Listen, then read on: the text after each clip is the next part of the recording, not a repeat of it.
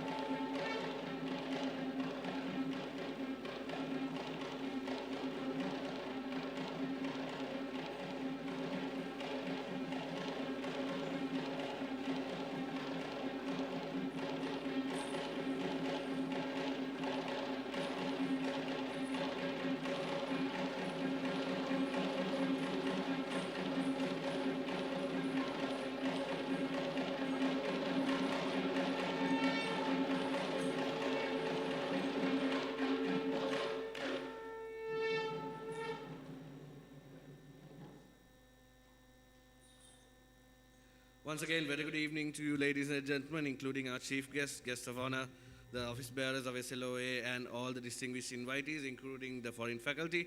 To start off to this evening's event, we'll be starting off with the national anthem of the Democratic Socialist Republic of Sri Lanka. So I would like to invite all of you to remain standing in attention as we play the national anthem.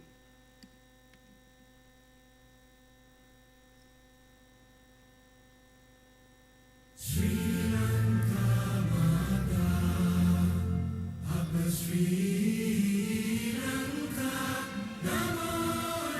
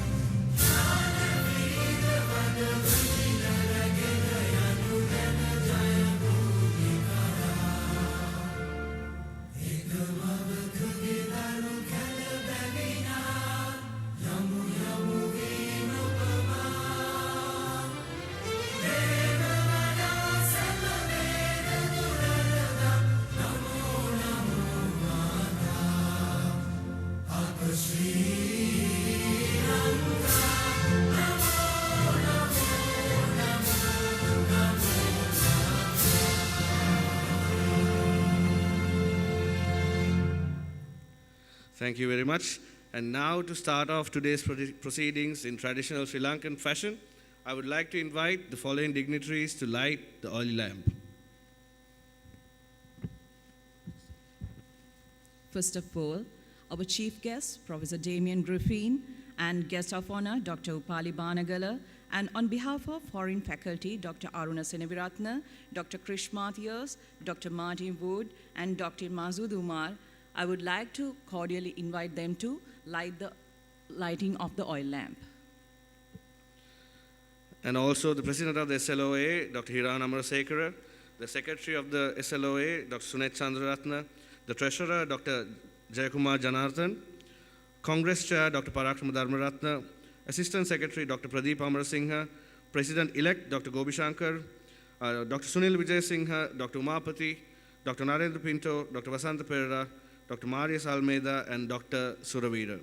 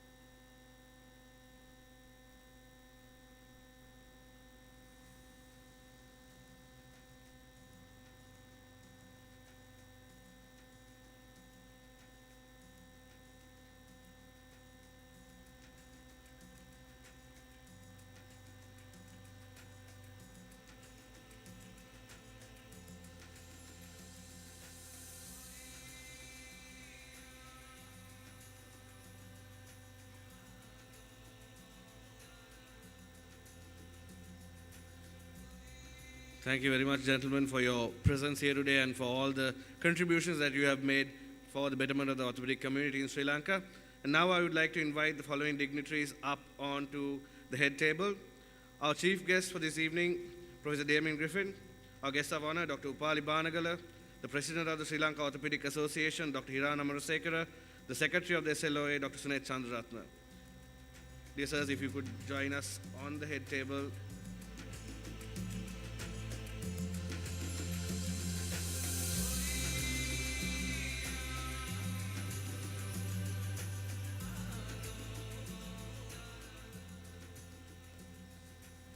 Good evening, ladies and gentlemen. On behalf of the Sri Lankan Orthopaedic Association as it is my great honor and pleasure to welcome you to the 16th Annual Academic Session 2024. Ladies and gentlemen, please take your seats as we continue with this evening's proceedings. We are thrilled to host this gathering of distinguished experts, surgeons, researchers, and practitioners worldwide. Together, we will explore the latest advances, innovations, and collaborations that drive excellence in orthopedic care. This year, our theme is Train, Retain, and Sustain, which reflects our commitment to developing, supporting, and strengthening the orthopedic profession to meet the demands of modern healthcare.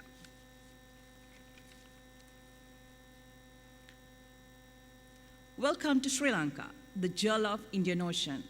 This island nation is renowned for its breathtaking landscapes, ancient heritage, and warm, hospitable people. Sri Lanka offers visitors a rich blend of experiences, from pristine beaches and lush tea plantations to timeless temples and vibrant cities. With a history that spans over 2,500 years, our culture is deeply rooted in spirituality, family values, and respect for nature, creating a unique and welcoming atmosphere for all. As you explore Sri Lanka, each region offers unique charm, from serene landscape, lively festivals, to warmth of its people, promising unforgettable memories. As we come together for the 16th Annual Academic Sessions of the Sri Lanka Orthopaedic Association under the theme Train, Retain, and Sustain, I too am delighted to welcome each of you, including our esteemed foreign faculty, who have joined us from around the world. Your presence here is a reminder of the collaborative spirit that drives us forward no matter where we call home. In Sri Lanka, we greet one another with the greeting Ayubowan, which means wish you a long life. This simple yet profound greeting resonates deeply with us doctors, for it embodies the very essence of what we strive to achieve in our daily practice with our patients. To wish someone a long and healthy life is a sentiment that lies close to our hearts and defines our purpose as healthcare providers. Our theme this year, Train, Retain, Sustain, captures our collective mission. We are here to train the next generation, to retain the talent by building a culture of support and growth, and to sustain these efforts, ensuring our contributions endure and evolve to benefit our patients and communities in years to come. Let us remember that as orthopedic surgeons, we hold the power to touch lives in a way that very few others can. Every day, we work to make the Ayubowan a reality for our patients, to extend life, to enhance its quality, and to do so with compassion, skill, and dedication. Thank you very much all for being here, and let us look forward to an inspiring, fruitful academic sessions this year. So once again, ladies and gentlemen, I welcome you with an Ayubowan. May this session be a true celebration of our shared commitment to life and healing. Now, it's my pleasure to invite Dr. Hiran Amarasekara, Consultant Orthopedic Surgeon and President of the Sri Lankan Orthopaedic Association, to deliver the welcome speech and presidential address. Dr. Hiran Amarasekara has been a guiding light and the force in our association and made greater efforts towards the success of this program. Dear sir, I cordially invite you to the stage for your valuable words. Ladies and gentlemen, please give him a warm round of applause.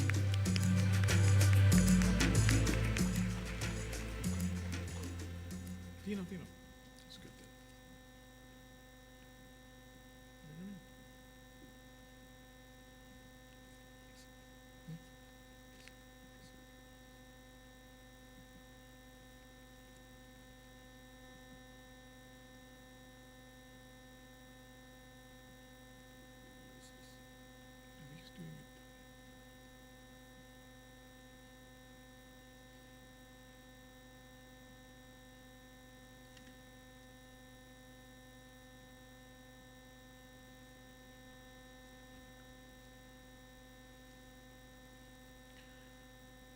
Professor Damien Griffin, the chief guest tonight, Dr. Upali Banagala, the guest of honor, Dr. Sunit Chandraratna, the secretary of the Sri Lankan Orthopaedic Association, Dr. Jayakumar Jananathan, the treasurer, distinguished overseas faculty who's traveled from many countries, including UK, USA, Australia, India, Pakistan. Presidents and fellow colleges and associations, past presidents, members of the council, my dear teachers, colleagues, friends, ladies and gentlemen. Good evening and a warm welcome to all of you who are gathered here tonight for the inauguration of the SLOA 2024. This is one of the most important days in my life as a Sri Lankan orthopedic surgeon who could achieve to become the president and deliver this lecture. At the outset, I would like to thank the membership for entrusting me and my council to lead the association for the year 2024. I'm honored and privileged to have done that. After completing a year filled with many activities and events, we have gathered here for the pinnacle of our events calendar, the inauguration and the annual academic sessions. So, after going through a biggest pandemic we face in our living memory, followed by an economic crisis, going through uncertain times, we are now gradually returning to normalcy. Hence, we decided to come this year with a powerful theme of train, retain, and sustain. When the association was formed in 1992, under the pioneering work done by Dr. Banagala and Dr. Rian Spiris, we had around 8 to 10 members. And today, after 32 years, we have around 120 members, and we are growing. Compared to countries like UK, USA, India, we have a long way to go comparing to those ratios. When I was in UK, the hospital I worked had about 40 consultants. But with the numbers just like this, with these ratios, just like any other association, we face enormous numbers of challenges to deliver this service. Some of the challenges are global and some are local. So how do we get around this?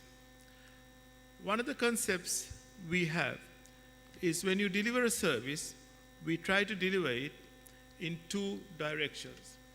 A vertical arm where at the top we have highly specialized centers, and horizontal arm where we are trying to deliver basic orthopedic care at the ground level. So, with the horizontal arm trying to deliver orthopedic services throughout this country, we have orthopedic surgeons spread all over our provinces in numbers that are variable, but still there is cover. There's an orthopedic surgeon probably within 10 miles radius of the country so that the service can be provided. In the vertical arm, we're trying to deliver highly specialized centers, having at least one in this country, so that our patients don't have to go abroad for training, for treatment. So scoliosis units, tumor surgery units, pediatric care, deformity correction, revision arthroplasty, some of the specialized centers we are trying to build.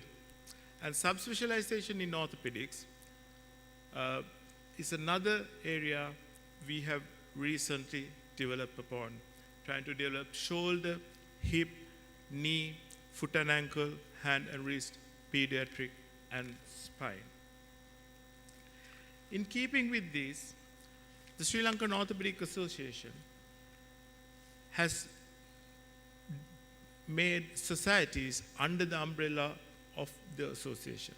So we have specialist societies that work with us. We have the spine, the arthroscopy, the arthroplasty, the pediatric orthopedics, hand. And this year, we were able to form the foot and ankle society. Coming back to the theme, train, retain, and sustain.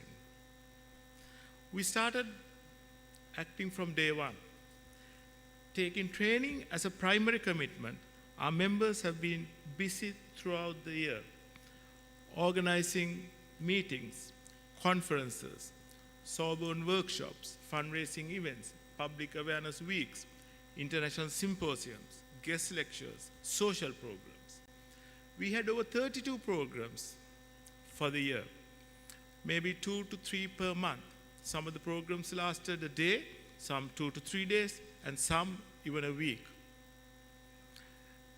And our members have been working very hard to achieve this. And at this stage, let me thank all of them who worked tirelessly to make all these programs work as part of our training commitment. Just to let you know some of the programs we had live surgeries,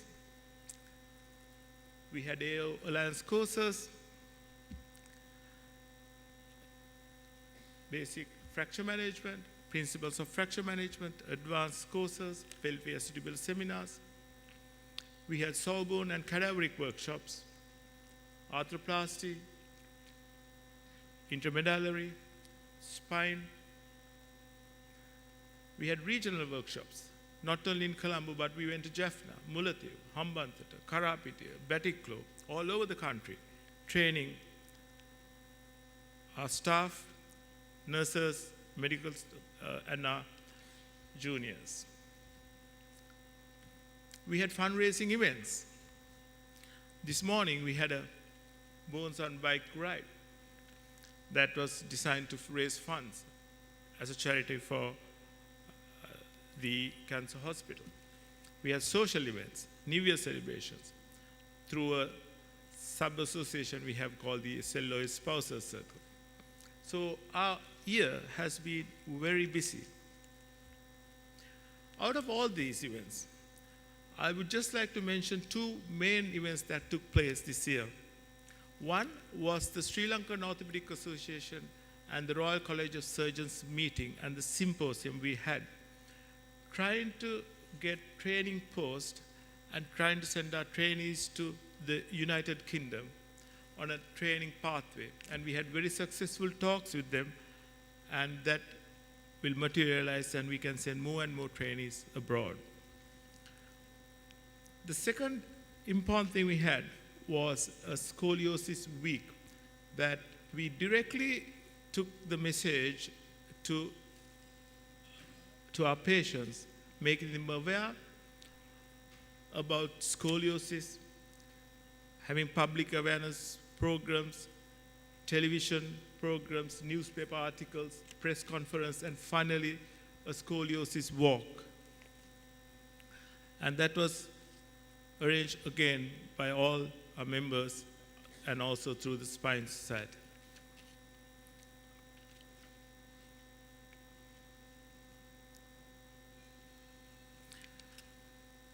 Training seems to be something we have achieved and have been going all year long. But retaining surgeons and doctors here remains to be more challenging. Most of the doctors from Sri Lanka go to the UK for training. But in a modern world, with globalization, immigration, traveling, migration being so easy, it's very easy to go to some place and then settle in a different country. And then we have a challenge to provide the service. So when most of our doctors go to UK, we have a challenge But then when you go to UK, we feel that most of the doctors from UK are going to Australia. And then maybe we should get the Australians to come to Sri Lanka, and then we can probably close this loop. Whatever it is, the good news is that our return rates as orthopedics is quite okay. We have about 80% of doctors returning, 10% stay back, and 10% come and they go back.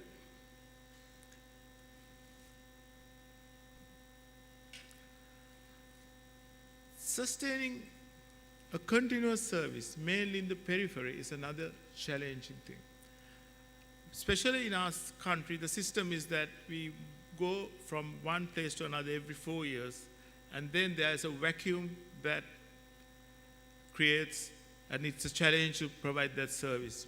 So converting those more stations, one-man stations, into 2 to 3, and sending temporary replacement of surgeons until permanent posts are created is something the SLOA is working very hard with, working with the Ministry of Health, other colleges and institutions.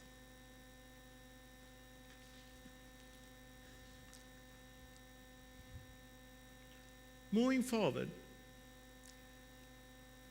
I would like to mention a couple of areas that may need more attention. One is to encourage doctors at an early stage to take up orthopedics and introduce them to orthopedics and guide them and get them into our profession. Second thing probably is to encourage more overseas trainees to come to Sri Lanka for short fellowships. At the moment, it seems only one way. We all go abroad for training, and we have a lot of scope. There's a lot of things that the foreign or overseas trainees can learn from Sri Lanka. So if we can organize some fellowships, short fellowships, it'll be good for all orthopedic community in the world. And thirdly, we need to encourage more on international research and publications, especially in orthopedics. Research publications in orthopedics needs more attention. We are doing so many surgeries. We are having so much of clinical material unique to this country. And if they are not published, if they are not shared with the world, we lose that opportunity, and the world loses that opportunity. So doing research and publications is an area we need to think more.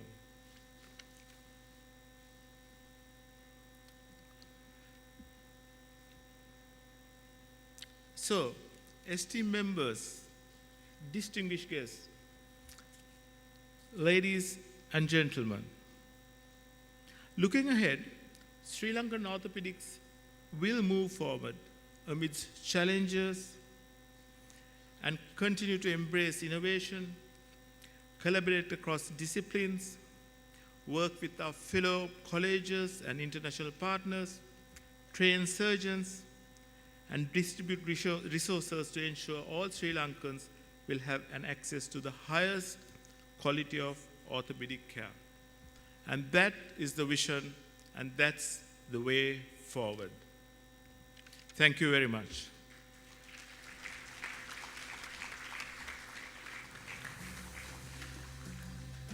Before I conclude, I need to thank, I know there's a vote of thanks, but I need to thank Dr. Sunet Chandraratne, especially for all the work he did as a secretary. Mr. Chandraratne worked with me for the year, was instrumental in planning all these events, working behind the scenes, working with course coordinators, and then planning all training for this year, working with the Ministry of Health officials. And without him, my life would have been very difficult. And he has worked tirelessly all year through. So a special thank you to Dr. Sunet Chandraratne for this year's work.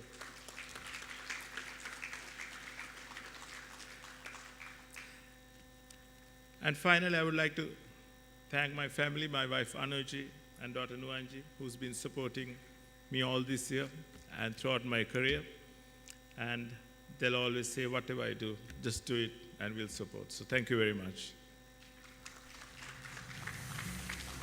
And thank you all for coming tonight, and hope you enjoy the rest of the evening. Thank you.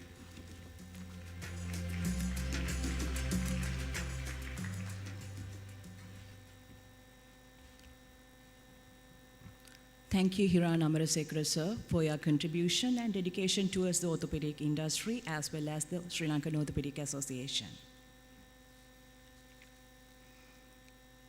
Today, we are honored to be joined by internationally renowned figure in the field of trauma and orthopedic surgery, a pioneer, educator, and visionary whose contributions have advanced our field globally.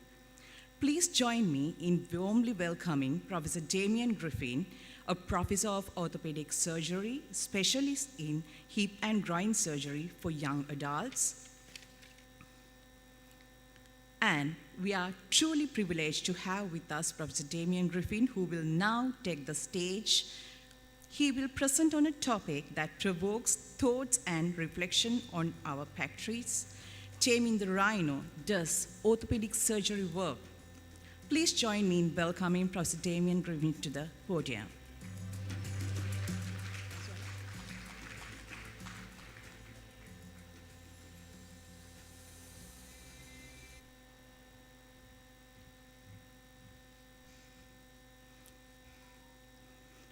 Before he comes to the podium, Dr. Hiran Amarasekara sir will give a small brief regarding our Professor Damien Griffin.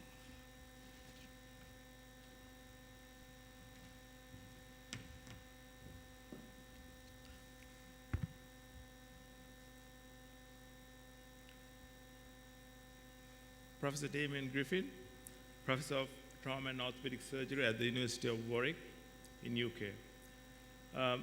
He did his first degree in physiology at the University of Cambridge and then studied medicine at the University of Oxford. He did specialty training in orthopedic surgery in UK and then in the United States. His research degree focused on applications of epidemiology and clinical trials to orthopedic surgery. Professor Griffin was the first consultant post was in Oxford, where he specialized in trauma, mainly pelvic and acetabular fractures. When the University of Warwick decided to establish a new medical school, Damien was persuaded to come to Warwick with his wife Emma to set up that medical school, help build a brand new university hospital, and create a new academic department of orthopedic surgery. Warwick now has a best graduate entry medical school in the UK, and the university hospital is one of the largest in the country. Orthopedic department Professor Damien Griffin built is a major trauma center with 40 specialist consultants. Under his leadership, it has produced some of the most important orthopedic research in the last 20 years, particularly in the field of large randomized controlled trials. It is a major teaching center for medical students and specialist trainees in orthopedics and supervises many overseas fellows. It has been especially important as an academic training center with countless orthopedic PhD students, many of the professors now leading departments across UK and their research training with Damien. As well as leading research, Professor Griffin has continued in clinical practice. He has concentrated on hip pain in young adults and been an international leader in developing the whole new field of hip arthroscopy. He is now the go-to surgeon for Olympic athletes and premier footballers from all over UK and elsewhere in Europe. Throughout all of this, Damien has maintained a role in British Army. Colonel Griffin commanded both an infantry battalion and a field hospital during a 40-year military career. He was recently awarded an OBE in recognition of his service on deployed operations. Damien is here for a conference with his wife Emma. They have 4 daughters who still says that he's the proudest achievements.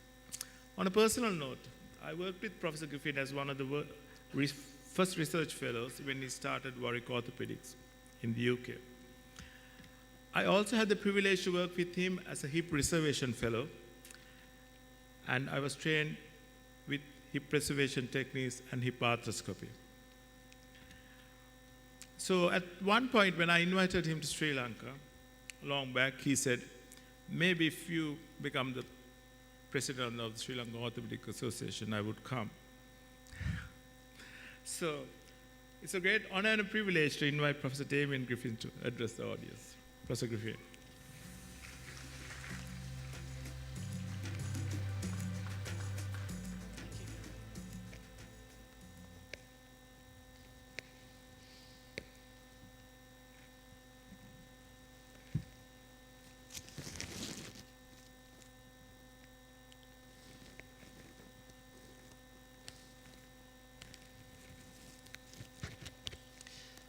Well, thank you very much, Hiran. And what a fantastic opening ceremony. So spectacular. And thank you for inviting Emma and I to Sri Lanka. And I'm so pleased that you are indeed now the president of the Sri Lankan Orthopaedic Association. So this is our first time in your country, and what a beautiful country it is. I feel so privileged to be here, and we're going to spend the next few days visiting both your high country and the beaches. So, Mr. President, ladies and gentlemen, I see before me in the audience many orthopedic surgeons, and indeed some orthopedic surgeons who are friends of mine and colleagues from the UK. Isn't orthopedic surgery great? Don't you all love being an orthopedic surgeon? I often think when I get up in the morning how lucky I am to be an orthopedic surgeon. I get up in the morning looking forward to going to work every day. And why is that? Well, it's fundamentally because orthopedic surgery works. We make patients better every day. It's not for nothing that the international journal The Lancet described hip replacement as the operation of the century. Yes, indeed, orthopedic works. Now, it's great to be in a conference like this, to travel the world to international conferences, because we all get to meet more people who think like us, who love being orthopedic surgeons. Now, I think this maybe helps a little bit to explain what sort of people become orthopedic surgeons. So people like us, really, we are straightforward people. We're people who see things fairly simply. We're people who just want to get things done. And we're people who want to do good, and whilst doing good, we want to have fun. Isn't that what all of us are like? Yes, I know it is. So when I was at medical school, and then when I was a junior doctor, there were stereotypes that helped you to describe the sorts of people that would go into different specialities. For example, the really clever people, the most intellectual, the deep thinkers. Well, you all know they became physicians. They practice medicine as physicians. They think a lot. They may make a plan and then change it every day. And really, they don't ever know whether their patients get better. Then there were some really driven people. The people who are incredibly strong and powerful and just wanted to drive forwards. And what did they become? Cardiothoracic surgeons, neurosurgeons. And then there were some people, maybe for you as well, but in my medical school, who liked their own company. And what did they become? Radiologists. But what about orthopedic surgeons? What sort of people became orthopedic surgeons? Well, it was almost always men, and actually I only see men here. Thank goodness this is changing around the world. In the UK now, about a third of new consultant orthopedic surgeons are women. But back then, it was almost always men, and it was men who were often part of the rugby team. Men who were the last people to leave a party. The people who were always great fun to be around, but let's be honest, they weren't always the cleverest people. Now, this stereotype carried on when we became consultants. I mean, when I started as a consultant surgeon in Oxford, you might think that's a fairly intellectual place, but even in Oxford, there was an assumption that if an orthopedic surgeon had a problem, then the solution would be a bigger hammer. Is that true in Sri Lanka? And then there's an old joke, and this brings me to the title of my talk. An old joke. What's the difference between an orthopedic surgeon and a rhinoceros? Well, there's no difference. They're both thick-skinned, horny, and they charge a lot. So we can all laugh at that joke. We can even think there might be a bit of truth in it. But let's think a bit more about the rhinoceros. A rhinoceros is a great big lumbering animal, and it lumbers through the forest. Sure, it's got thick skin and it's got a big horn, but what's good about it is that once it gets going, it does not stop. It'll keep going all day. And isn't that just like all of you when you've got an operating list in front of you? But there's another thing. The rhinoceros does not have a big brain. He's not a deep thinker.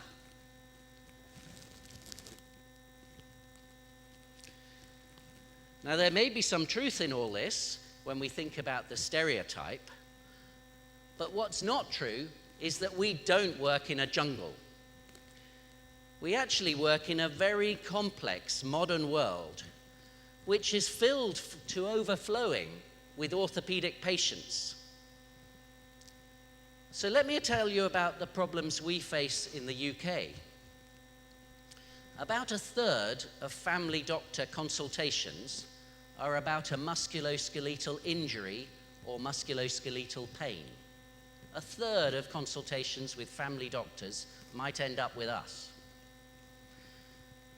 Musculoskeletal problems are the second commonest reason to be off work. The second commonest reason just after coughs and colds. And musculoskeletal problems account for about 30 million lost working days in my country every year.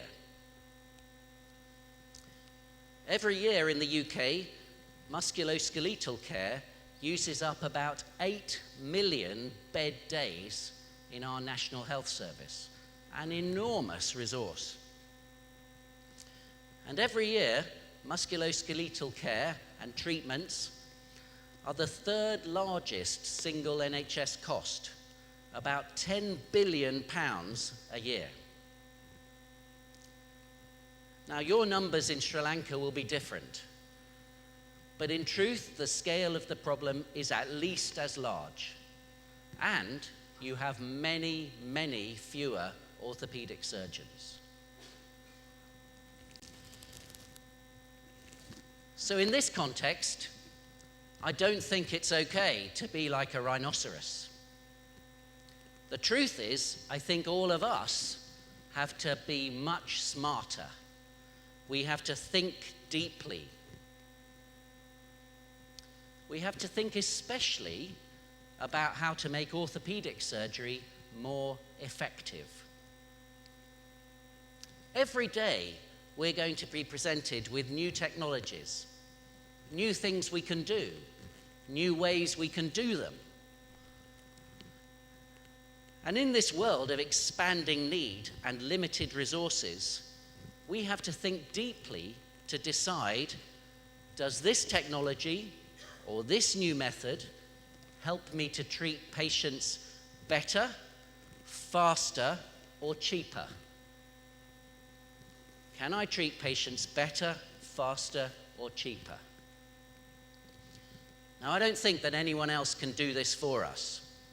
We orthopedic surgeons have to do this research. The companies who make the technology won't do it for us, and we don't want the government to do it for us. It has to be us, all of us in this room, guiding our specialty. And it's why I decided at the beginning of my academic career not to go into a laboratory and start working with test tubes, but rather I wanted to apply the principles of clinical epidemiology to orthopedics.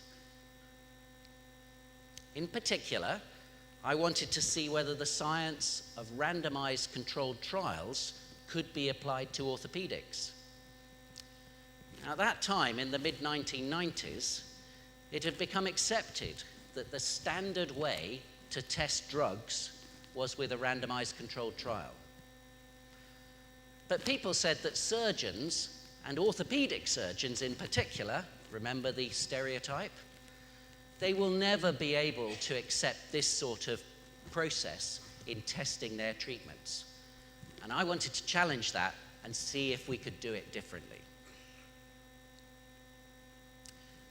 So let me explain for a moment what's special about a randomized controlled trial. I think all of you will have done some research where you've collected a case series, a group of patients that were treated in a certain way. And you will have described what they were like before the treatment and what they were like afterwards. So you will say there's been an effect of the treatment, the comparison of before and after.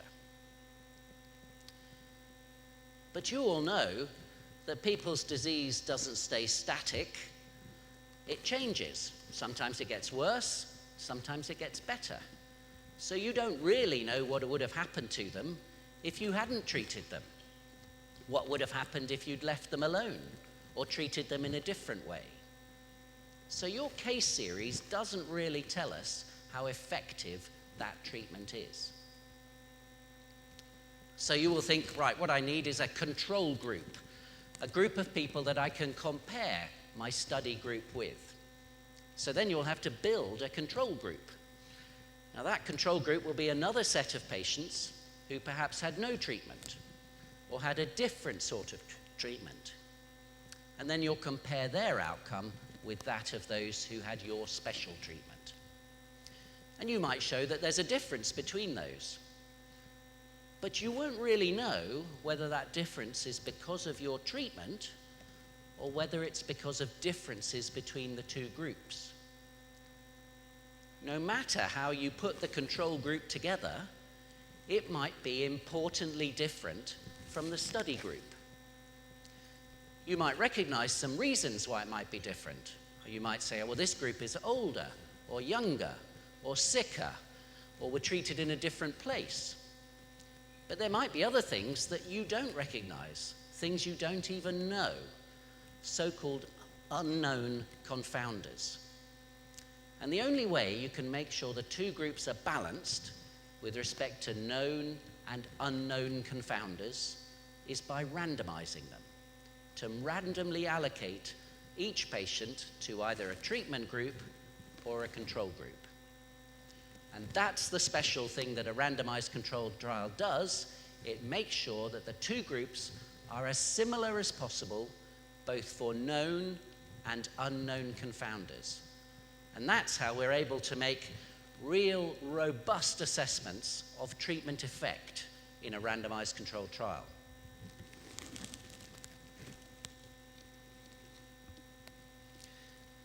So in Warwick, we set about trying to do trials like this in orthopedic surgery. And the first one I did was a trial of surgical treatment open reduction and internal fixation for calcaneal fractures, heel bone fractures. Now this is a particularly interesting sort of question. At that time, there was a lot of enthusiasm for doing this surgery. It had been published in a number of case series, and everyone was thinking, this is what we must all do now. It's also interesting because it's what I call a type 1 question. So it's a question of surgery versus no surgery. That's the most fundamental question for a surgeon to ask. But it's also the most difficult. Imagine the conversation that I needed to have with a patient. Hello, Mr. Smith. I'm Professor Griffin. I've come to see you to talk about how we might treat your broken heel bone. Oh, thank goodness, Professor. I've been lying in bed all night waiting to see you. I'm desperate to get up, go home, get back to work. Well, Mr. Smith, let me explain to you the trial that we're doing. In this trial, we're going to randomize you to either having an operation on your foot or having no treatment. We'll wrap you up in a bandage and get you home with some crutches. What do you mean? What does randomize mean? Well, this is a little bit like tossing a coin. We'll decide randomly whether you have the operation or you have the splint and the crutches. What? What are you talking about? I thought you knew what you were on about. I've been waiting for the professor all night. And you've come here and told me you don't even know whether I should have an operation or not. Well, frankly, I want a new surgeon. Get me another surgeon. It might sound a bit funny, but actually that's what really happened when we started trying to do the trial. And we had to work out how on earth can we do this with real patients. And it was pretty hard finding surgeons who would take part as well, because I think it must be similar in Sri Lanka. In the UK, if I'm sitting on the committee appointing new medical students to be orthopaedic surgical trainees, if we find some medical students who are a bit, they're a bit sort of fluffy, they don't quite know exactly what they want, they haven't got a lot of confidence in their certainty, well, we don't appoint them.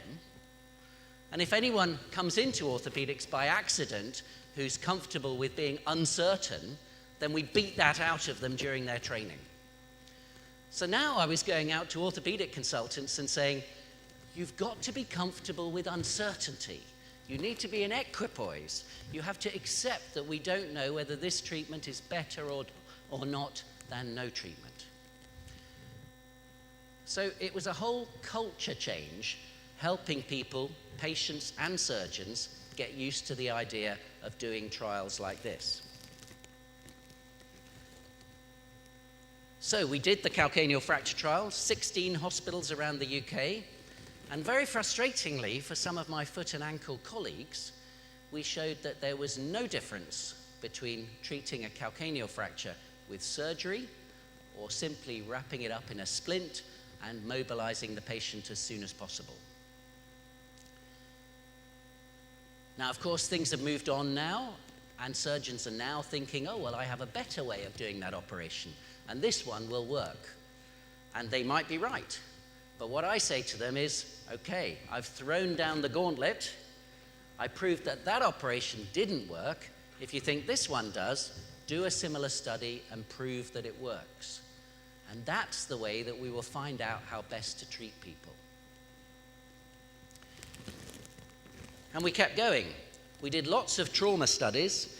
Some of the most controversial were studies we did about wrist fractures, when, for example, we showed that a distal radius fracture was just as well treated with K-wires and a splint as it was with a more sophisticated plate and screws. We looked at tibial fractures, femoral fractures, and we looked at the sorts of wounds that go with those when they're open fractures and how best to treat those. And we did a whole set of related trials on hip fractures, which are still going, demonstrating what the best way to treat people with intracapsular and extracapsular fractures are. We did work in arthroplasty. We demonstrated, for example, that modularity of a hip replacement gave better results. We looked at resurfacing, and we showed that in the typical older patient, resurfacing was no better, but more expensive and took longer than a total hip replacement. But we did show that younger people got on better with resurfacing. And that's actually where Hiran and I started to work together, when we looked especially at the best approach in resurfacing. And we proved that an approach with a trochanteric osteotomy, preserving the blood supply of the femoral head, gave better results than a more conventional posterior approach. We worked on sports surgery or arthroscopic surgery. We showed that meniscal transplantation works, but we showed that putting an implantable balloon in a shoulder with a rotator cuff tear does not work. And perhaps one of the studies which had the biggest impact in the UK was the first randomized controlled trial in the world of arthroscopic surgery in the hip. And we showed that people who have hip impingement get better, faster, and at lower ultimate cost than people who are treated with physiotherapy. So arthroscopic surgery was better in all respects than physiotherapy alone. And that influenced policy. So the government started to fund that sort of surgery. Now we're doing big national and international trials which are embedded in registries so that they can become part of everyday practice. And we've started to look at perioperative care such as cell salvage and thromboprophylaxis. So this and similar research in the UK is now driving our clinical practice.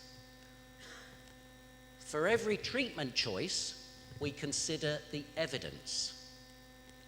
Of course, we all still use clinical judgment, but that is supported and guided by the evidence. And I think that our ability to look after a growing number of orthopedic patients depends on our ability to deliver better, faster, and cheaper care. And that depends on clinical research. We can't be a rhinoceros anymore. We have to be smart thinkers as well as doers.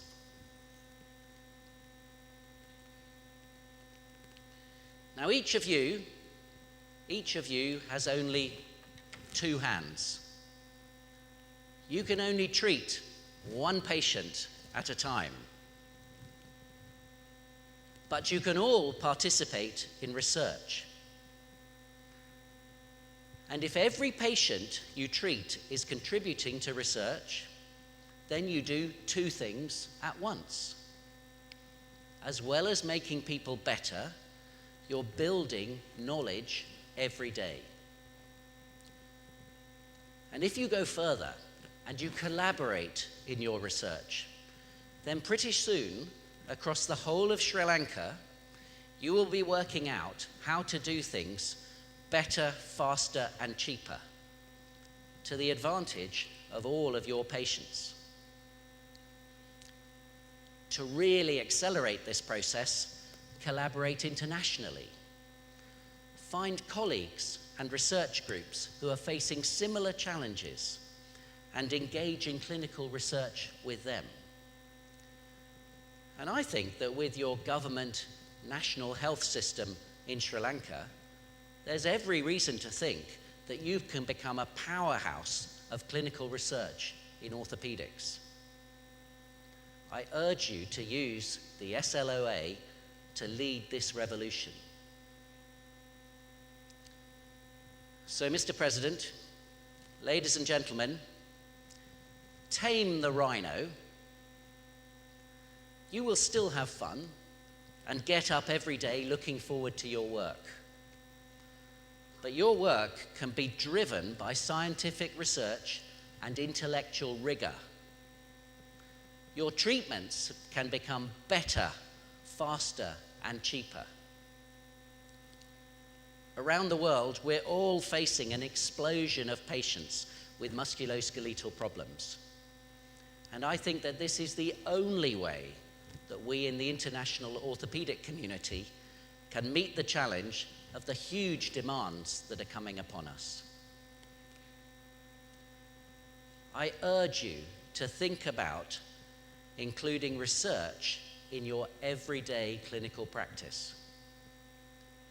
Think about it and then do something about it. Thank you very much.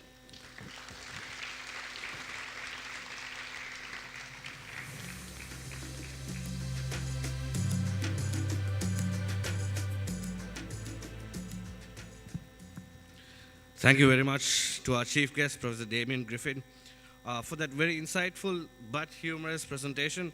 I'm sure you would have stimulated all the orthopedic community to tame the rhino in us in treating our patients and still have fun while doing it, and treating our patients faster, better, and cheaper. And next up, we have another very special guest who will be gracing this occasion and addressing the gathering. The guest of honor of today's event is Dr. Upali Banagala. Dr. Upali Banagala followed his primary education in Ananda College. In 1997, he entered to the Colombo Medical Faculty and have been the consultant orthopedic surgeon since 1999. He initiated Sri Lanka Orthopaedic Association in 1991 and continued to serve in the Board of Study Surgery since 1995. The contribution he made to develop orthopedic surgery in Sri Lanka is immense and priceless. He is the first orthopedic surgeon to be honored by the College of Surgeons in Sri Lanka by electing him as its president in 2006. So, we are honored to hear from Dr. Upali Banagala, who will address us on the theme of green surgery. Before that, I would like to invite Dr. Hiran Amarasekara sir to give a small citation regarding Dr. Upali Banagala.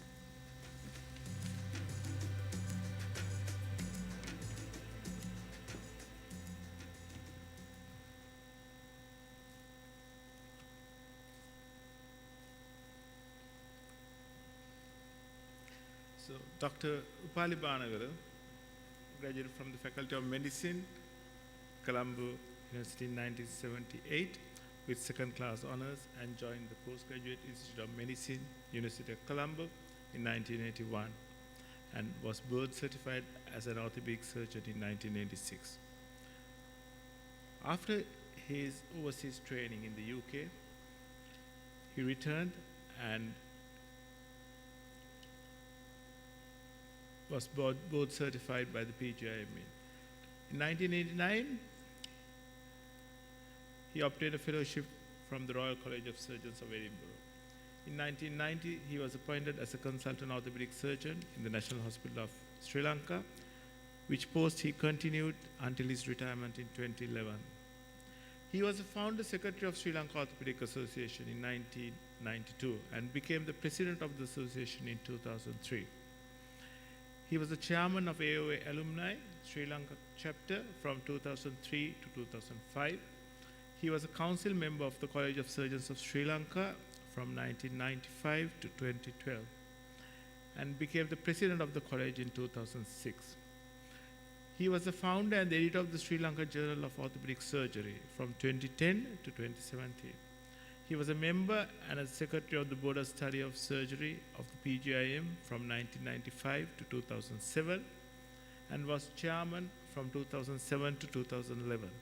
He was a member of the Specialty Board of Orthopedic Surgery of PGIM, that is the Postgraduate Institute of Medicine, from 2010 to 2015. He initiated and established the MD Orthopedics training program in Sri Lanka in 2010. He was examiner for MBBS, MS Part 1, MS Part 2, MD Part 2, Diploma in Sports Medicine, and Faculty of Allied Health in 2012. The PGIM established a gold medal in his honor, and it was awarded to the best candidate of the final orthopedic examination.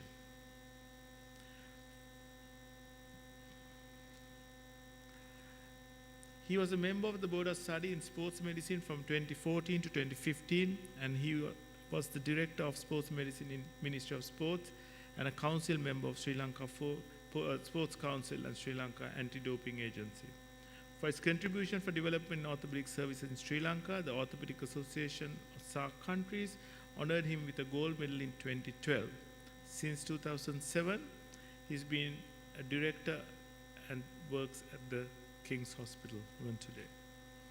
On a personal note, I initially worked with Dr. Banagala as his registrar, Ben as his senior registrar, and he was always very helpful towards his trainees and any trainee who went to him. He found time and helped them to get the correct post and the correct teachers to do the training. If not for his guidance and initial encouragement, I wouldn't have been an orthopedic surgeon today. So it is a great honor and a privilege to invite you as a guest of honor to deliver your lecture. Dr. Upali Banagala.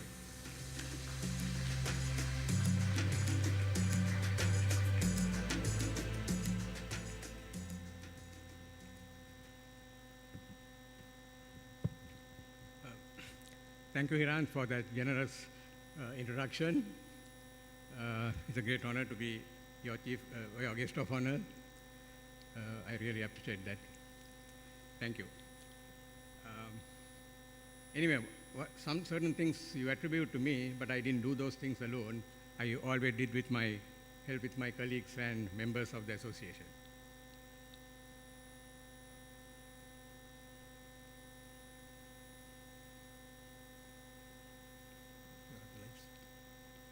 Can you switch dim the lights, please? I want to.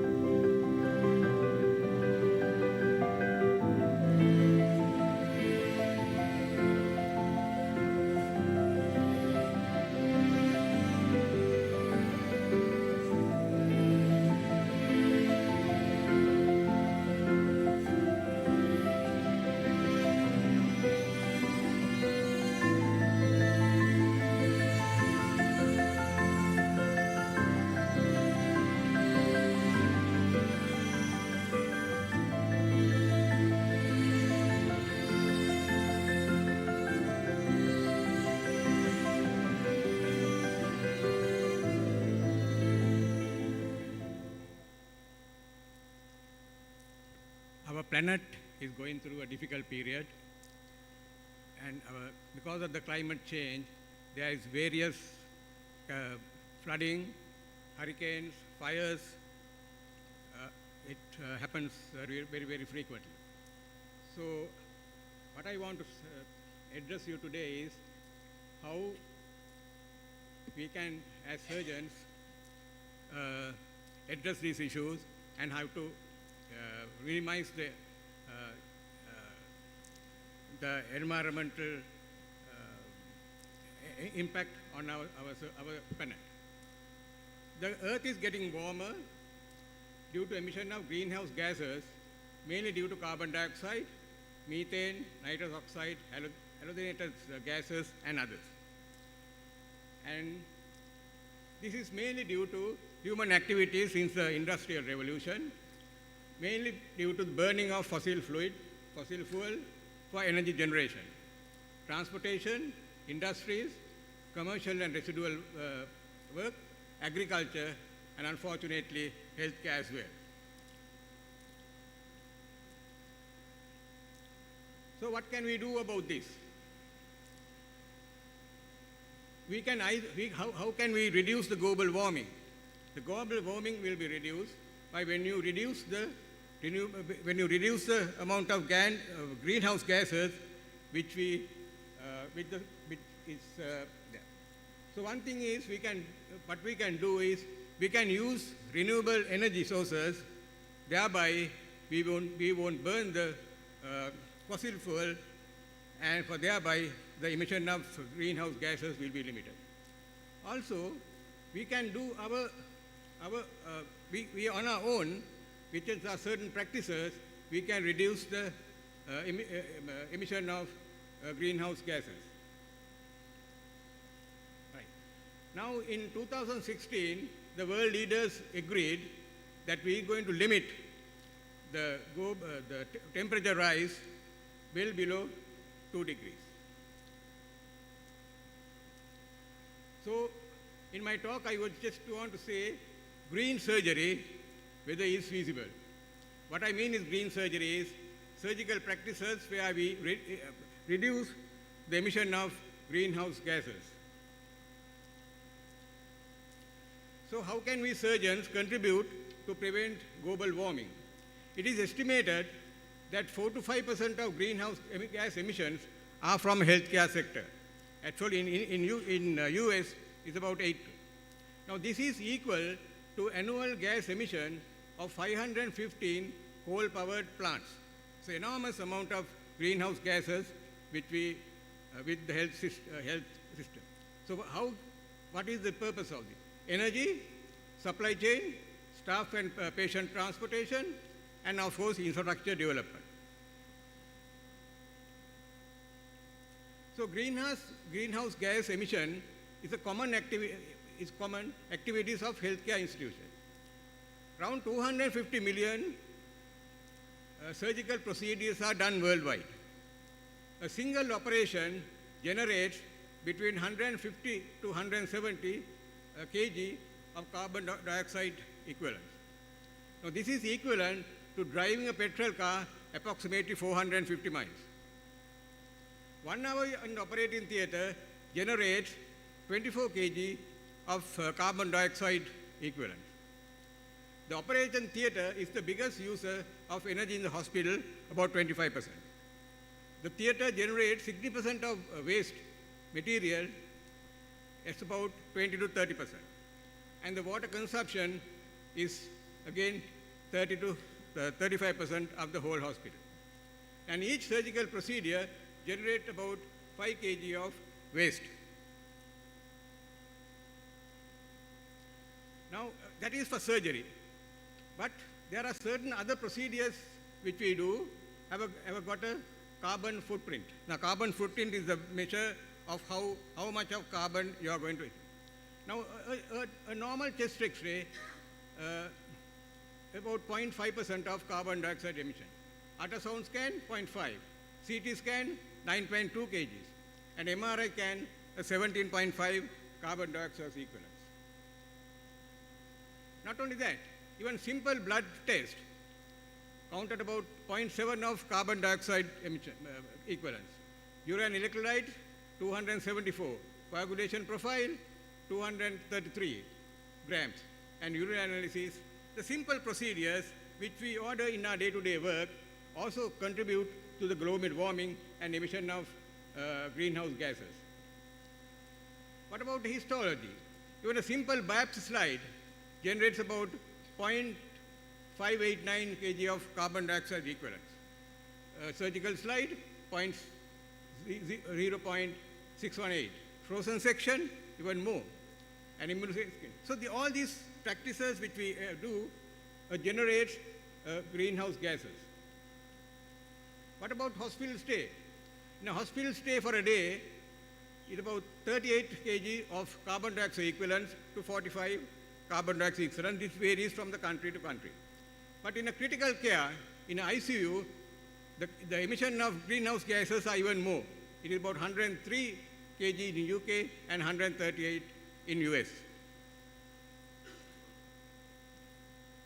So how can we reduce the carbon footprint in a health facility? Because if we don't do it now, somebody else is going to make us do it, and so it's far better that we do it ourselves first. Reduce the need of surgical care. As I said earlier, each operation emits a huge amount of greenhouse gases. So if you reduce the number of patients who need surgical care, obviously we are reducing the emission of greenhouse gases. So obesity. I mean, a lot of our orthopedic conditions, osteoarthritis of the knee, hip, all related to obesity. Then, of course, general conditions like hernias, all that. So diet, lifestyle changes lead to atherosclerosis and cardiac ailments. Alcohol is another condition which we can prevent, and thereby reducing the number of conditions associated with alcohol. Smoking is another important. A lot of conditions are associated with smoking, and if we can control the smoking, we can even reduce the number of patients coming in for surgery. Then, of course, trauma. I mean, there is a tremendous rise in trauma cases. So if we can reduce the number of trauma cases, prevent injuries, then, of course, again, we are going to reduce the number of surgeries and thereby reduce the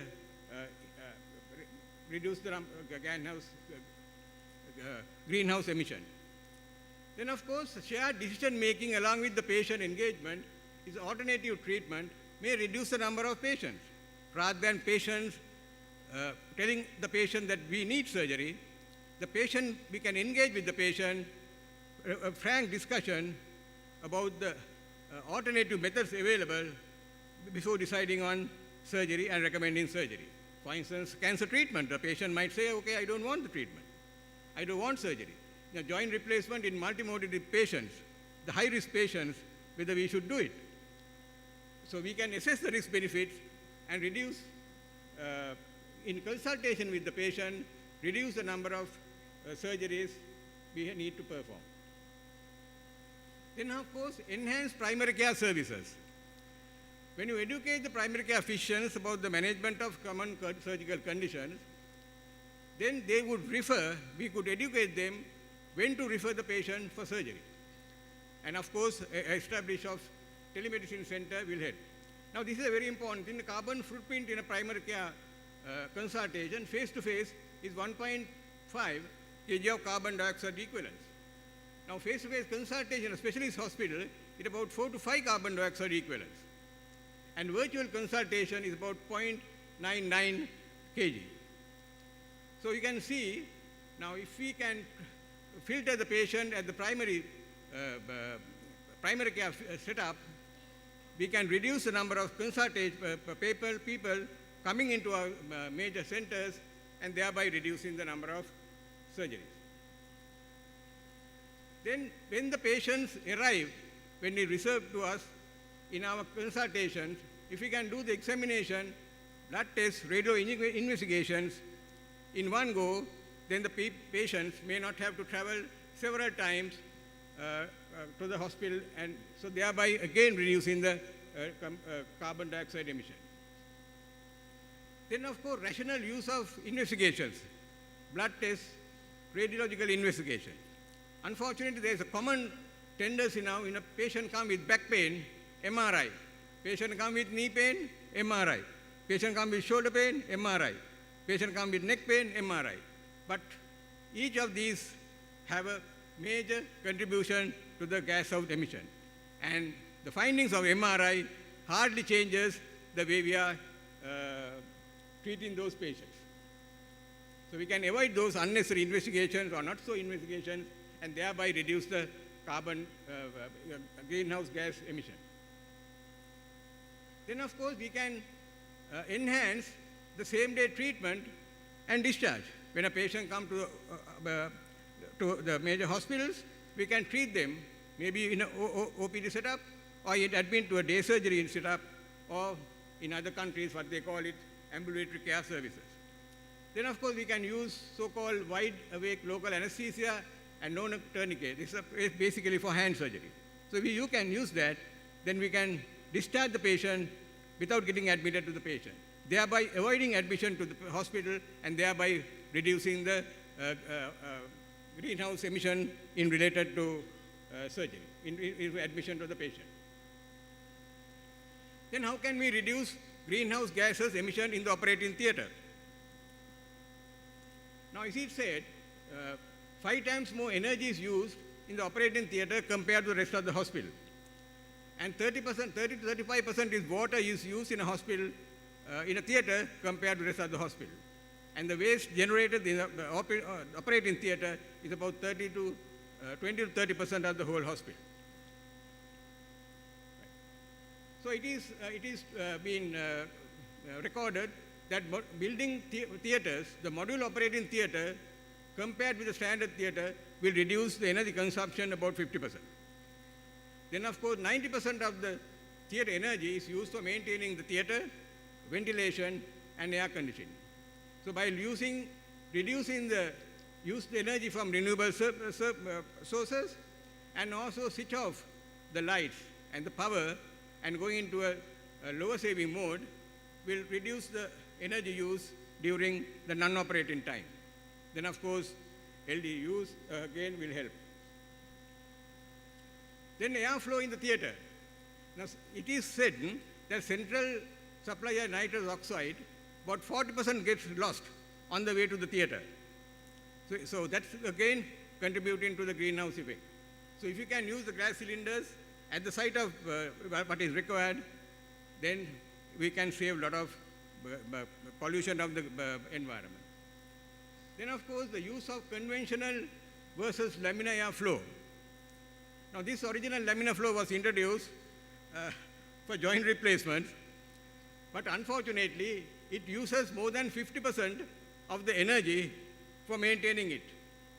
So and there is apparently no advantage, because there are whole reports coming on, there is no added advantage of operating in a laminar flow theater compared to a general theater.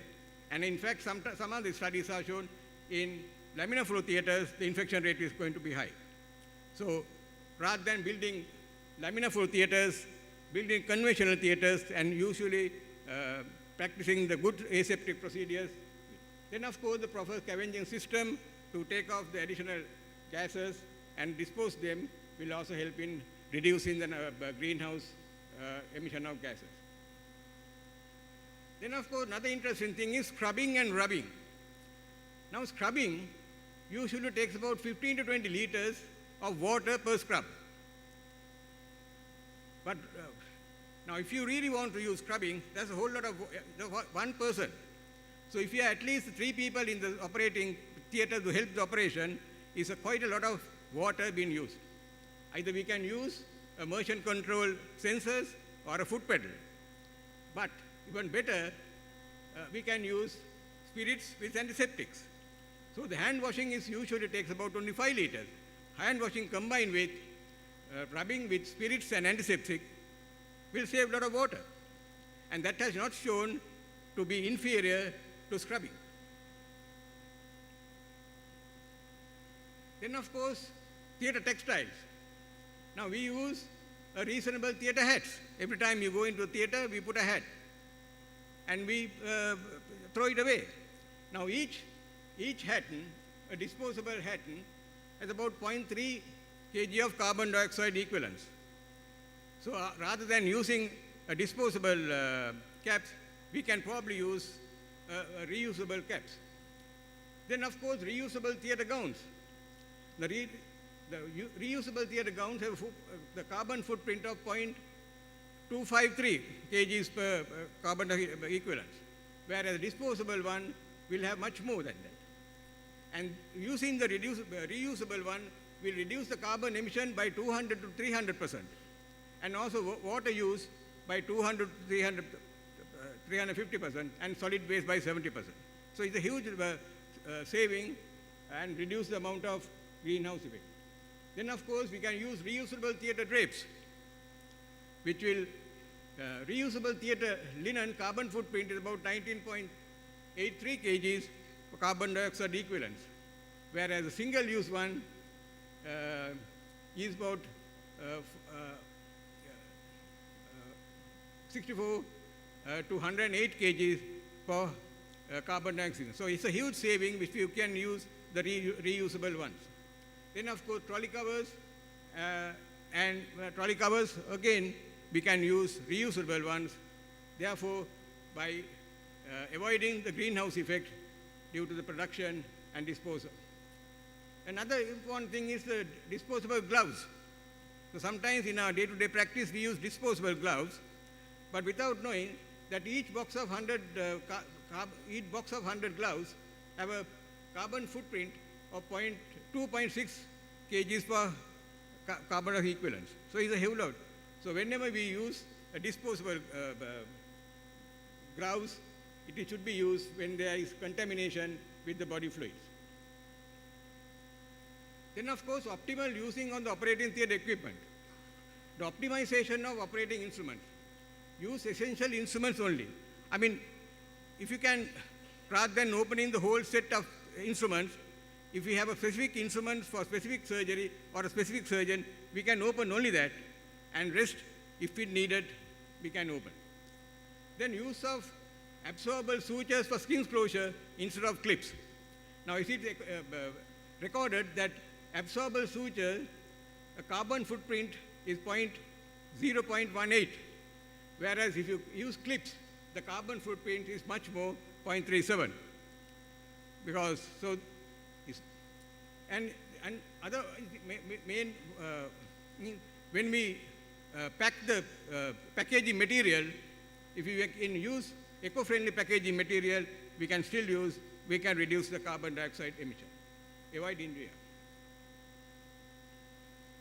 So use of appropriate surgical technique. Now standard versus robotic TKR. The standard TKR is supposed to emit 190 kg of carbon dioxide equivalents. I don't know how much it's got. I couldn't find any amount which is emitted by the robotics because it's still. So there is a study done by the open hysterectomy. This is a simple example. It generates 290 kg of carbon dioxide emission, where a laparoscopic one will emit 550 kg of carbon dioxide equivalents, where a robotic ones well over 100. Another important, interesting thing is cataract surgery.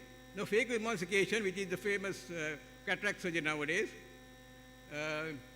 emits about 86 kilograms of carbon dioxide equivalents, whereas a manual small incision cataract emits only about 40. Then, of course, there is a study says MIS surgery, carbon footprint is equal to 200 miles of gas-powered car.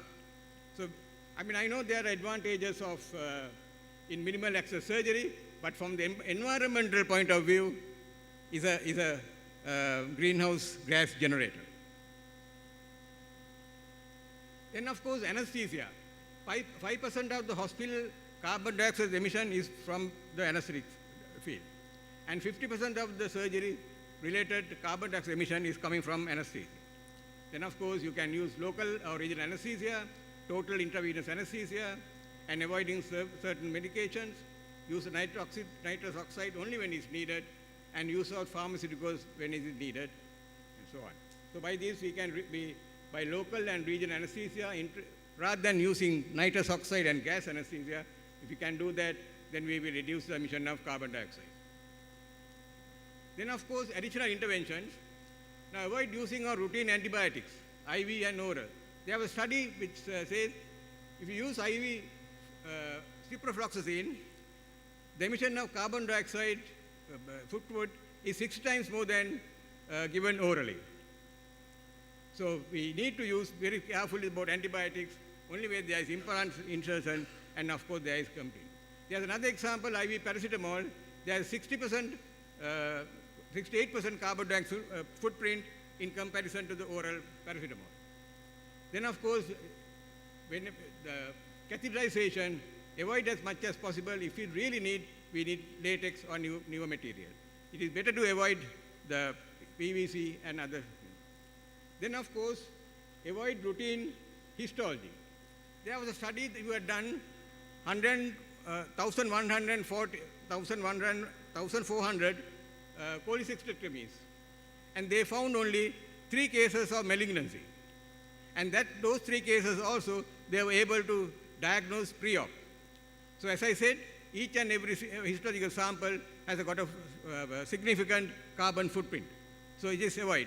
Because when we were on training, what we were told was, if something is removed from the body, please send for histology. I think that, I don't think it holds anymore. Then post-op management. Avoid sending the patient to the ICU, because ICU is quite a huge greenhouse generator. By optimizing the patient preoperatively, then of course we can avoid sending the patient to the ICU. Then of course, early discharge from the hospital. Now, minimal stay in hospital, because staying in a general ward is also a significant carbon footprint. So, but if we can reduce the number of days the patient can be in hospital, then we can reduce the emission of greenhouse gases. Then of course, avoid unnecessary follow-up. I mean, some of the patients generally don't need any follow-up. So if you ask them to go to their general physician or the family physician, then of course, again, we can reduce the emission of greenhouse gases. Then of course, because the theater is a big generator of greenhouse gases, if we can use the procedure room for simple procedures like manipulation of collar fracture, reduction of dislocations, maybe drainage of abscesses, suturing of laceration, so we can again reduce the amount of greenhouse gas emission. Then of course, extending the lifespan of products. Now, whenever we have a broken or a non-functioning equipment, what we tend to do is we can throw it out and get a new one. But repair and reassembling of the surgical instruments can be associated with reduction of approximately 30% of carbon dioxide footprint. So that's a huge amount. So that's again is very important. Then of course, use of digital technology. Now, IT industry is responsible for 3.5% of gas emission. Now, there was a study done about the digital medical records. So they found that medical records, digital records cause a 0.365 kg carbon dioxide equivalents, whereas the paper records only 0.07 kg. But when they reintroduce the renewable source of energy, then of course it became more or less comparable. So digitalization, for everything people talk digitalization, but digitalization in this aspect may not be environmental friendly. Of course, telemedicine, as I said earlier, the virtual consultations are, the carbon footprint is very minimal. So, and finally, I would like to put this graph. It shows what are the most important things in limiting the emission of greenhouse gases. The surgical disease prevention is number 1. Then education of the patient and empowerment of the patient. Then of course, lean services, and rest is where we do minimal carbon emission practices. So, is green surgery possible? Yes, it is possible. We only had to make few changes in our day-to-day practices where we limit the amount of emission of greenhouse gases and make this planet a better place and sustainable place for the future generations. Thank you.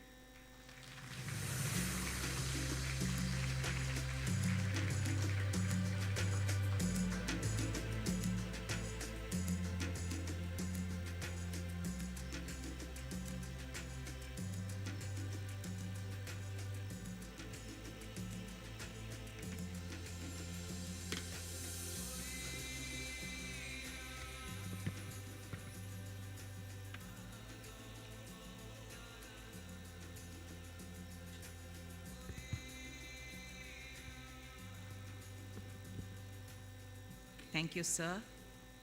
By above-mentioned greenery methods, we can indeed reduce global warming and emission of greenhouse gases, and ultimately we can lead to greener future and green surgery. Ladies and gentlemen, please give a warm round of applause to Dr. Upali Banagala.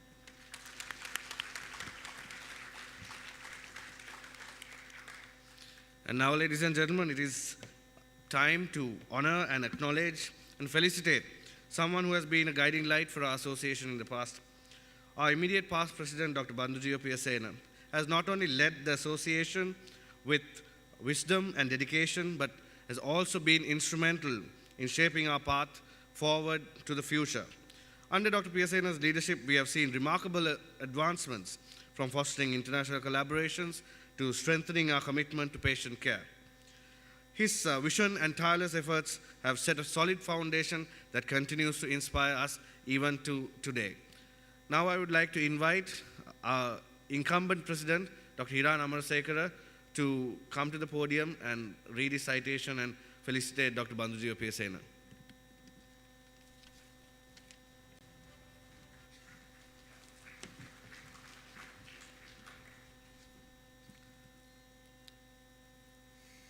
So it is a privilege and a true pleasure to felicitate Dr. Bandhujiva Piyasena, who served as the immediate past president of Sri Lanka Orthopaedic Association. Dr. Bandhujiva began his education in Sri Lanka at Sri Pali Vidyalaya, continued to excel in his studies in Takshila Central College in Horana. Bandhujiva embarked on his educational journey in medicine at the Faculty of Medicine, University of Colombo in 1984. After earning his medical degree, he chose to pursue a career in surgery, obtaining his MD in 2000. By then, he had developed a deep passion for orthopedics. He was fortunate to commence his senior registrarship under the mentorship of dynamic and late Dr. Pradeep Fernando, who played a pivotal role in revitalizing the Sri Lankan Orthopaedic Association. Dr. Bandhujiva completed the latter part of his senior registrarship under the esteemed guidance of Dr. Juyal Puncheva at the National Hospital of Sri Lanka. Dr. Bandhujiva's postgraduate training took him to United Kingdom, where he spent his first year at Old Church Hospital in Romford, followed by a year as a specialist registrar at the renowned Broomfield Hospital in Chelmsford, refining his skills in orthopedic surgery. His dedication in advancing his knowledge and expertise led him to achieve of the prestigious fellowship of the Royal College of Surgeons. Upon his return from UK, he was board certified as a consultant orthopedic surgeon in Sri Lanka in 2003. He began his career as the first orthopedic surgeon in General Hospital Ampara, when he led the groundwork for establishing a dedicated orthopedic unit. Shortly afterwards, Dr. Bandhujiva moved to General Hospital Matara just before the catastrophic tsunami in 2004, where he played a pivotal role in managing orthopedic trauma cases during that crisis. His next assignment was in General Hospital Kalutara, where he served for nearly 8 years. During this period, he expanded the spectrum of orthopedic surgery performed in the institution, as he was facilitated the development of infrastructure and logistics available to orthopedic patients. In recognition of his dedication, he was elected the president of Kalutara Clinical Society to 2012 to 2013 and led numerous educational initiatives to enrich knowledge and skills of medical professionals across the district. Following his contribution at other hospitals, including in Ratnapura and Badulla, Dr. Bandhujiva assumed his current role at the Colombo North Teaching Hospital, Ragam, in 2016. Since then, he remained dedicated to advancing field of orthopedic surgery, making significant strides in enhancing orthopedic care and services in the institutions. Dr. Bandhujiva's commitment to academic advancement is equally impressive. He serves as a dedicated trainer, external lecturer, examiner for undergraduate medical examinations at University of Kelaniya. His role extends to postgraduate training across multiple disciplines, including orthopedic surgery, general surgery, sports medicine, and radiology. Since 2020, he has also served as a member of Board of Study in Orthopedics.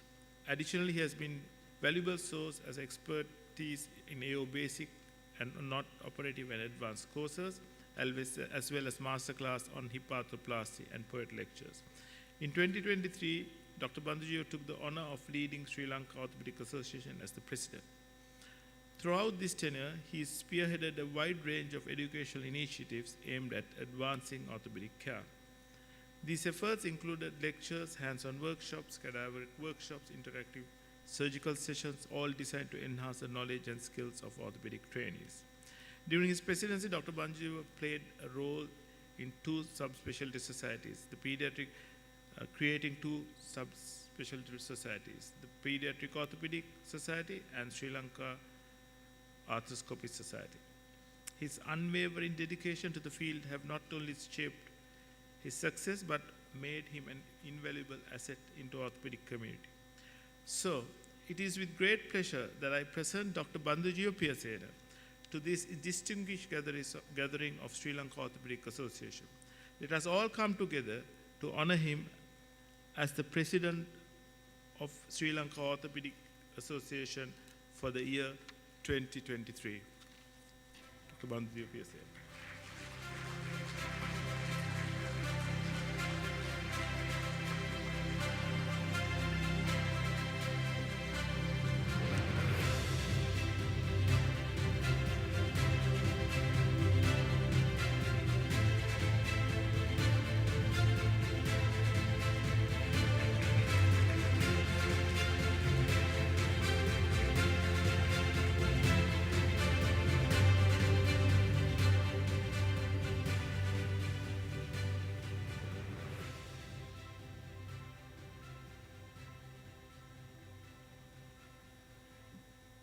Thank you very much, sir. And thank you, Dr. Bandujio Piyasena, for all the contributions that you have made to the SLOA in the past, and we hope to get your contributions in the future as well. And now it is my great honor and privilege to felicitate someone who has excelled in the field of orthopedics, specifically in the MD Orthopedics exam 2024. And this candidate is being awarded the Dr. Upali Banagala Medal, and I would like to invite Dr. Upali Banagala, sir, to present the medal to this candidate. This candidate has shown excellence in his performance in the MD Orthopedics exam 2024, and it is my great honor and privilege to introduce to you Dr. P.D.O. Senith Dilanka. Ladies and gentlemen, a warm round of applause for his excellent performance in the MD Orthopedics exam 2024.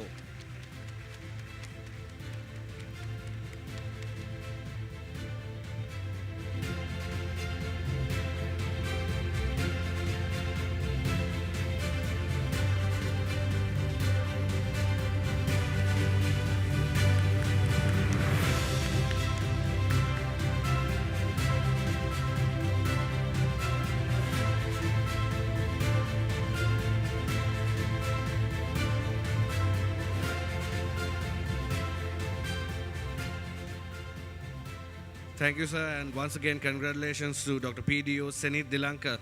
Another warm round of applause is in order, I feel. Thank you. And an event of this caliber and the annual academic sessions take a great deal of effort from a lot of people. And it's a culmination of efforts that come together over many months.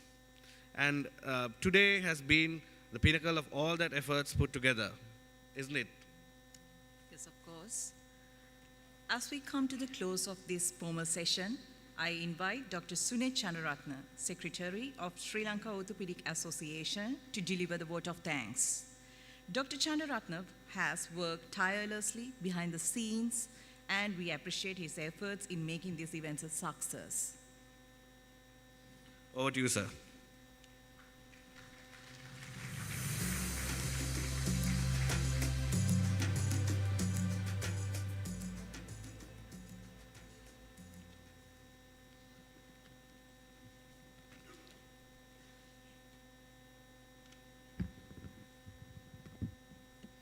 Yeah, good evening everyone. Prof. Damien Griffin, our esteemed chief guest, Dr. Upali Banagala, our distinguished guest of honor, Dr. Hiran Amarasekara, the President of SLOA, Honorable Council members, dear colleagues, and esteemed guests. It's truly a privilege to stand before you this evening, representing Sri Lanka Orthopaedic Association. I'm honored to extend our heartfelt gratitude to each of you for making tonight so special. First and foremost, I would like to extend warm thank you to our chief guest, Prof. Damien Griffin. We were incredibly grateful that you could join us tonight, despite your busy schedule back home. Your insight on Tame the Rhino in orthopedic surgery were not just enlightening, but also inspiring for all of us. You have given us all plenty to think about and even more to aspire to.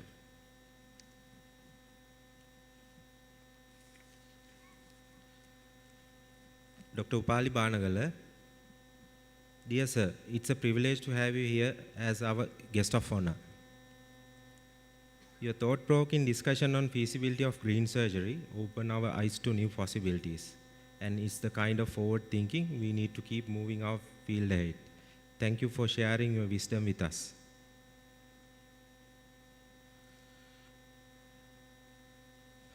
Next, I would like to acknowledge the presidents, chairmen, the members of various colleges, associations, and organizations.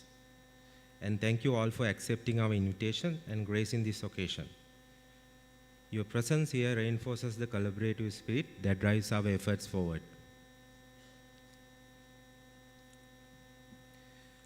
Throughout this past year, our guiding theme of train, retain, and sustain has truly come to life.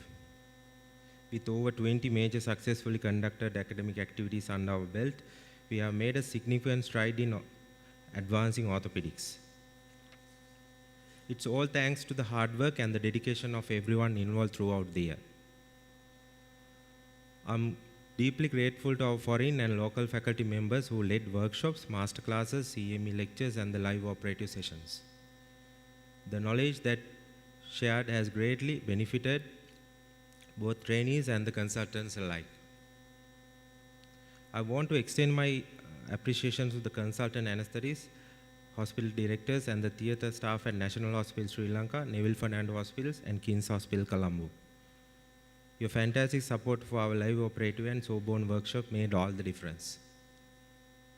A big thank you to our directors, the directors, nursing sisters, and the staff at District Hospital Mullatiu, Teaching Hospital Batikolo, Karapitiya, Jaffna, and also the District Hospital Hambantota. Your commitment to our distance education program and academic workshops has truly made a difference. I'm especially grateful to Prof. Hemali Gunasekara and the team at Department of Anatomy, University of Colombo, for their assistance in running the cadaveric spine course this year.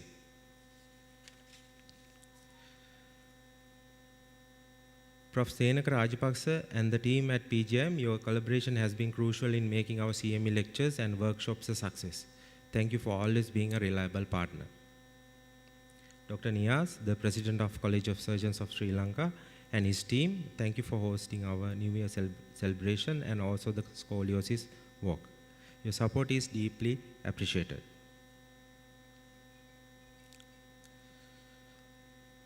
A special thank goes to Dr. Nirmal Marasinghe and his team for organizing the scoliosis awareness programs and the scoliosis work for World Scoliosis Awareness Day. It was undoubtedly one of the highlights of this year. SLO is also grateful to Dr. Champa Banagala and the President of Orthopaedic Wife Circle and Mrs. Medha the Alvis, the Secretary of Orthopaedic Wife Circle, for successfully organizing this year's New Year celebrations. It was a wonderful day thanks to your efforts.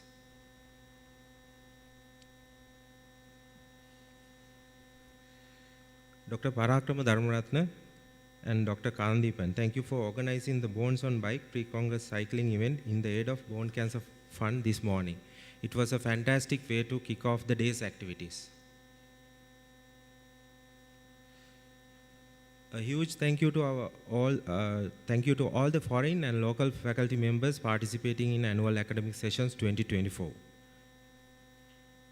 Your expertise over the next 2 days will undoubtedly enrich our understanding of our various orthopedic subspecialties.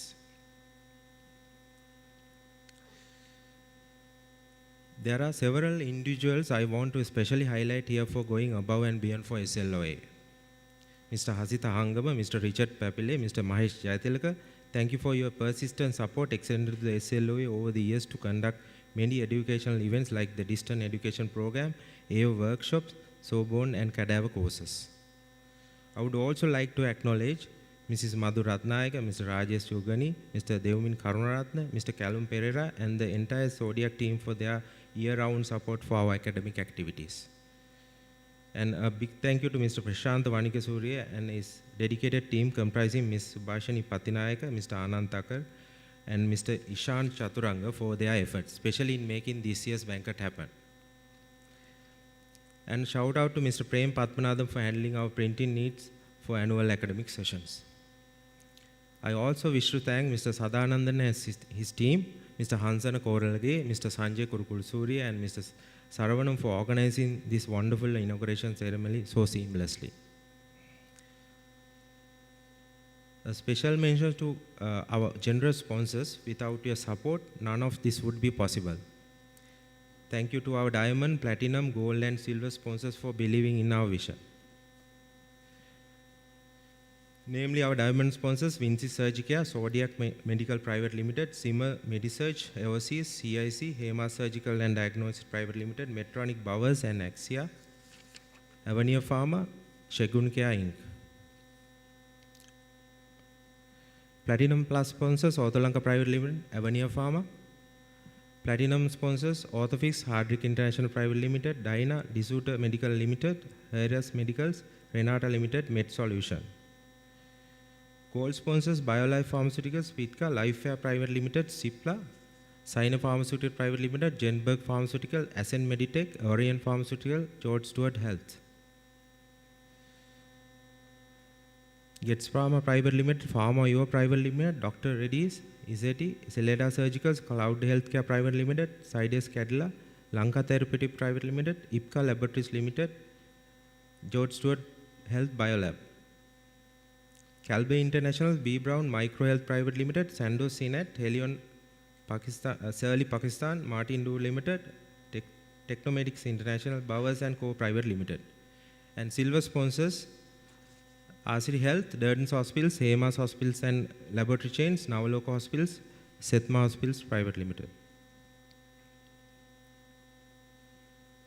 Next, I would like to extend my heartfelt thanks to the staff of this beautiful venue, Shangri-La, especially Mr. Dushant Vijayaratna and Mr. Bhagi Veerasinghe for their willingness to accommodate our numerous requests and for providing such a great service and a wonderful atmosphere. Our event management team led by Mr. Champika Vincent and Mr. Ishara Kapuatta of AR Tours and Events deserve a big round of applause for their hard work in making this event a success. Next, I must thank Mr. Ranga Vijayaratna and Classic Lanka Travels for being our travel partner. A special mention goes to Mrs. Himasha Vijayatilaka, our office coordinator, for ensuring that the SLO events run smoothly throughout the year. Let's not forget our wonderful compeers, Dr. Dilshan and his team for guiding us through tonight's event and also the academic program over the next 2 days. Next big shout out goes to our Congress chair, Dr. Parakrama Dharmaratna, for his persistent support and dedication during this year's academic program. And we also greatly appreciate the significant contribution of our Assistant Secretary, Dr. Pradeep Amarasinghe, and Dr. Indika Veerasinghe in preparing the abstract book for this year's academic program. I would also like to thank Dr. Sumedha Amarasekara for preparing this year's journal. Last not least, I want to highlight the tireless dedication of our dynamic president, Dr. Hiran Amarasekara, and on behalf of all the members of SULOA, I would like to thank him for his vision, enthusiasm, and the guidance in making this year a successful one. Next, I want to express my gratitude to the Council and all the members of Sri Lanka Orthopaedic Association who have upheld its legacy and contributed to the advancement of orthopedic in Sri Lanka. As I conclude my speech, I want to take a moment to express my deepest gratitude to my wife Priyanti and our wonderful children Sevamini and Disal. Your love and support have always been my greatest motivators. Finally, thank you all for being here tonight and making this occasion memorable. Enjoy the rest of the evening. Thank you.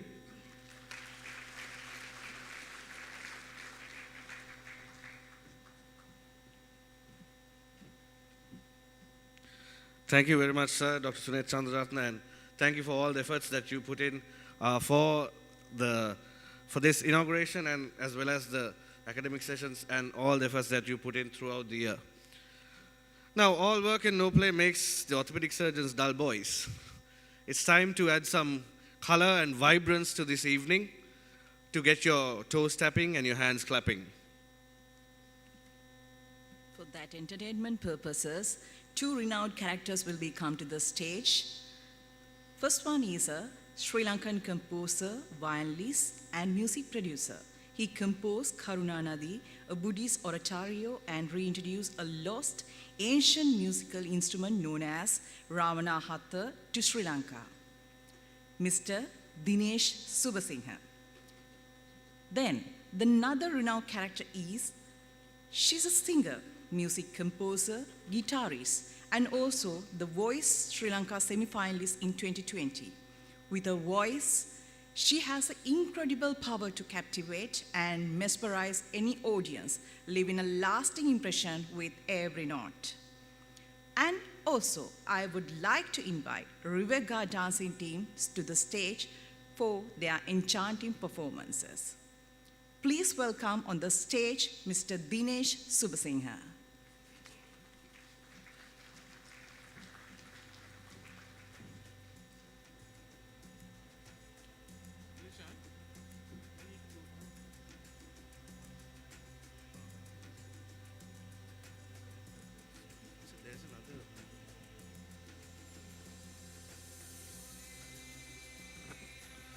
Ladies and gentlemen, as we come towards the end of the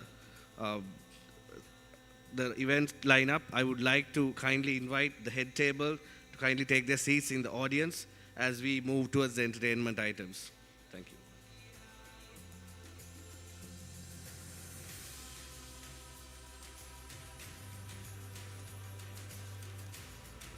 And I would like to invite Rivega dancing team for their first performance.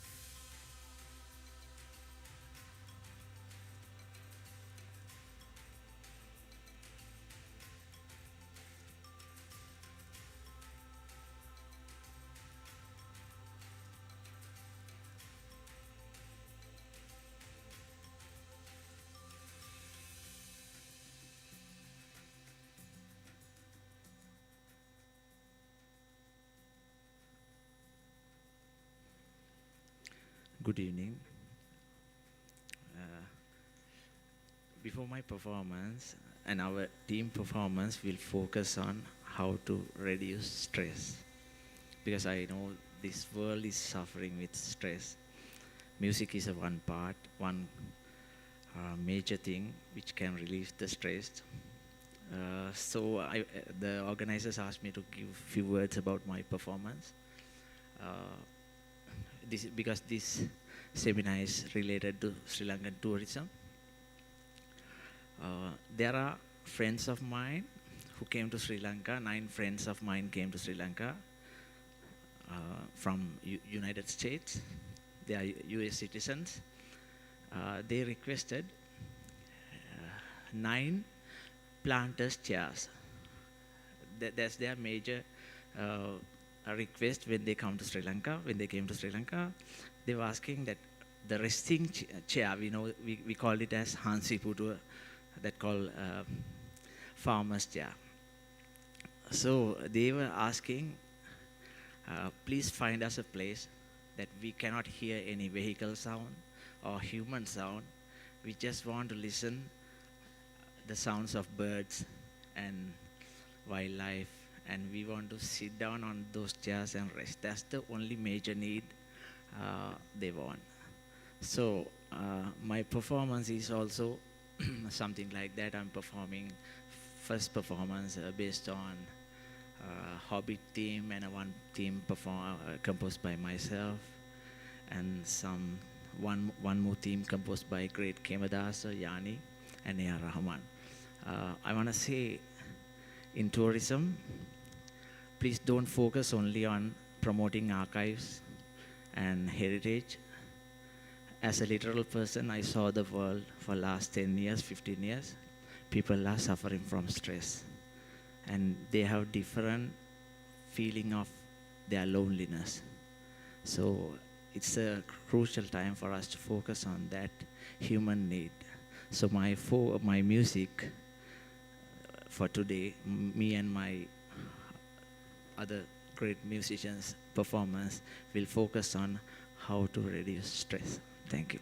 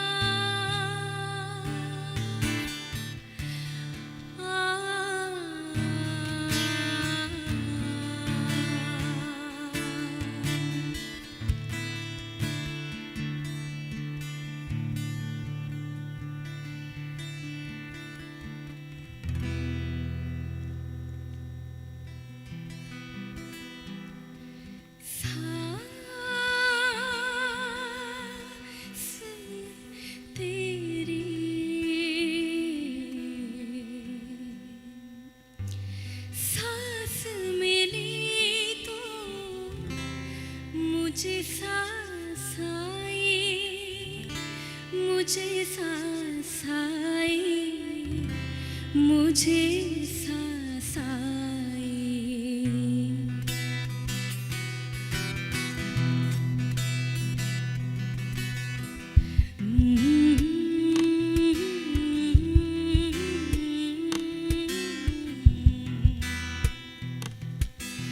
सांस में तेरी सांस मिली तो मुझे सासाई मुझे सासाई मुझे सासाई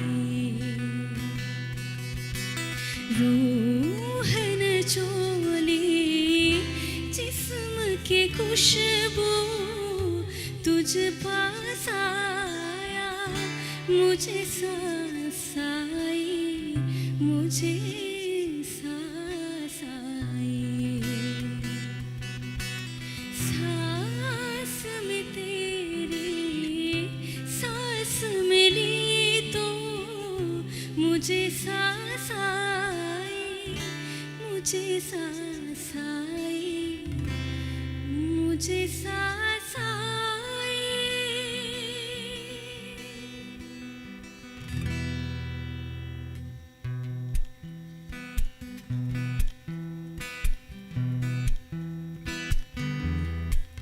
Tirambam tira, tirambam tira, tirambam tiraram tiraram tirara, tiraramba, tirararamba, tirarara tara. Tirambam tira, tirambam tira, tirambam tirambam tirambam tirara, tiraramba, tirambam tira.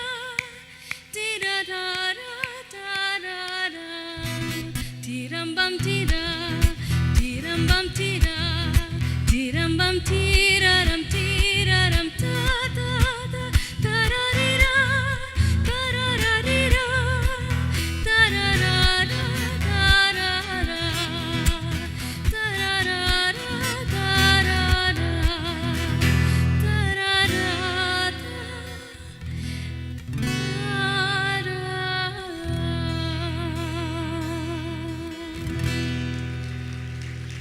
Thank you.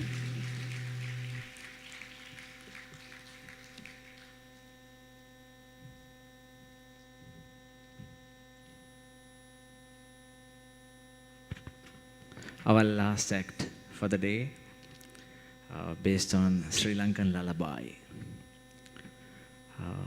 The soul sound of our mothers for decades and decades. මේකට මම තෝරගත්තා අපේ මව්ගුණකී එක්කාපු රසවත් තැන් දෙකක් එකක් Victor රත්නායකයන්ගේ එක ගීතයක් සහ යශෝරාවේ ටෙලිනාට්‍යයේ සුදුහාමිනේ අයිරංගනී සේරසිංහ මහත්මිය මතක ඇති සුදුහාමිනේ දංකුඩ කනවා දරුවන්ට බට්ටික තියලා ඇය දංකුඩ කනකොට නිර්මාණය වෙච්ච සංගීත කන්දේ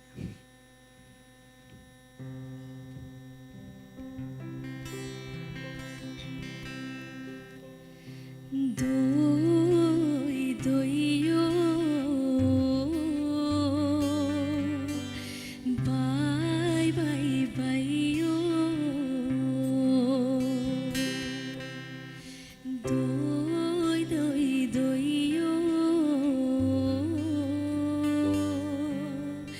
bye bye bye yo. Doi doi doi